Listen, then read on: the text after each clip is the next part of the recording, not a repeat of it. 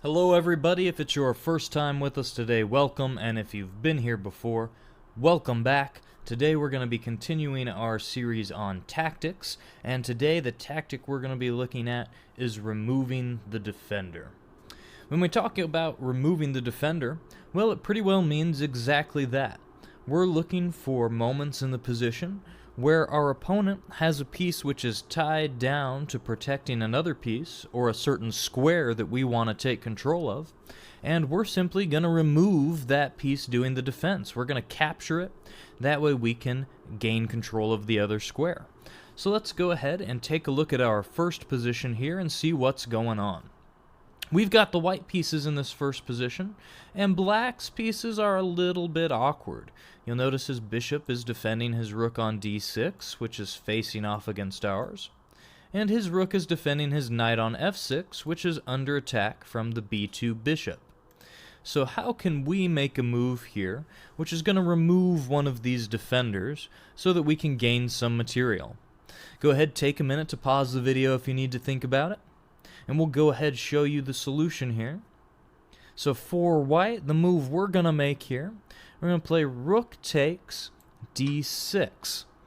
So now we've removed black's rook on d6, and after black plays bishop takes d6, what can we do? Bishop takes f6, and we've won a free knight. How lovely there. We removed the defense that rook was providing to the knight, and we went ahead and captured it. Let's go ahead and see another example of that here. Now we've got the black pieces in an opening position, and there's a big fight that looks like it's going on in the center of the board. Our pawns are facing off against each other here. The d4 point is attacked twice.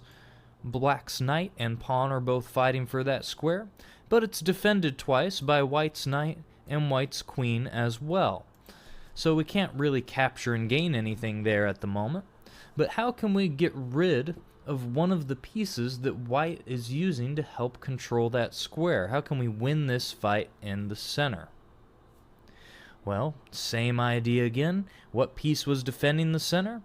That knight on f3. So we're going to go ahead and play bishop takes f3. And now when the bishop takes back, there's no longer a knight defending this square, and we can recapture either with the pawn or we can play knight takes d4, and look at that, we've won a nice lovely central pawn. Happy days for black. Now, removing the defender isn't always about capturing a piece. It's not always about simply getting rid of the defense, that way we can capture an opponent's piece. Sometimes we're trying to gain control over a square. So in this next position here with the white pieces, we've got an endgame position.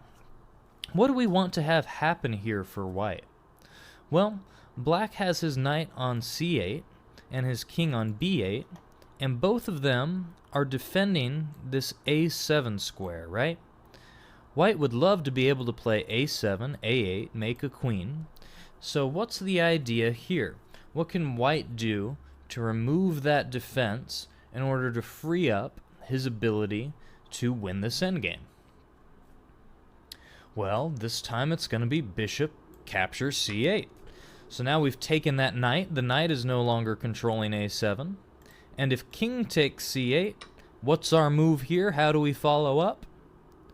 a7, the pawn blocks a8, our king blocks b7, and black cannot get over to stop this pawn. Next move, we're going to play a8 equals queen with check, and we'll win this endgame. Black's only other idea here, he could try to defend by playing the move king to a7. And he does have a passed b pawn, so we have to be a little bit careful here. The key for white, he's going to bring this king back to defend, hold the square, and when black starts running his pawn, we're going to bring our bishop back, defend the queening square, and soon black is going to run out of moves. If black moves his king, we'll move our king up. So after b2, we're simply going to play a waiting move. We're going to play bishop e4, control the a8 square. Black is out of moves. He has to move back. And then we can bring our king to b6. And our next two moves are going to be a7 and a8 equals queen, because the bishop is defending that a8 square. Happy days for white. One more example for you here today. Back to the black pieces, continuing with that idea of remove the defender. Let's go ahead and look at this position for a minute. I'd like you to pause the video before we go too much into this one, see what's going on, see if you can come up with black's ideas. What sequence of moves can black play here in order to win a piece or maybe get even more? Alright, well, if you're back with us now, let's go ahead and see what's going on. Black has some very active pieces. His bishops are really taking aim at the king side, and more importantly, he has this battery between the bishop and the queen, which are really menacing the h2 square. There's only one piece defending that, well, there's two pieces defending that square right now, the knight and the king, but if the knight were to be removed, then we could capture h2 and deliver checkmate with our queen. We don't have a way to take that knight right now, but we do have a way to maybe start exposing some attacks. So, thinking about that, thinking that that knight on f3 is the cornerstone of white's position, what's that sequence going to be? Let's see if you found it here. Black's going to start off, knight takes on d2, and now what has happened here? Well, white has to make a decision. How is he going to recapture this knight on d2, or else he's just lost a piece? If he takes with the knight, knight takes on d2, what's the move going to be? We should already know that. Queen takes h2, checkmate. Oh no, not good for white at all.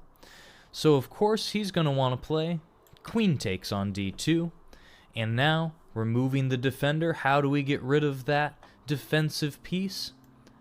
Bishop takes f3, and white has lost that knight. If he captures your bishop, then you can play queen takes h2 checkmate. So the only way to stop that, he has to play g3 here in the position. And look at that, you've won a nice, lovely, free knight as black, and you're going to still having a big attack in this position.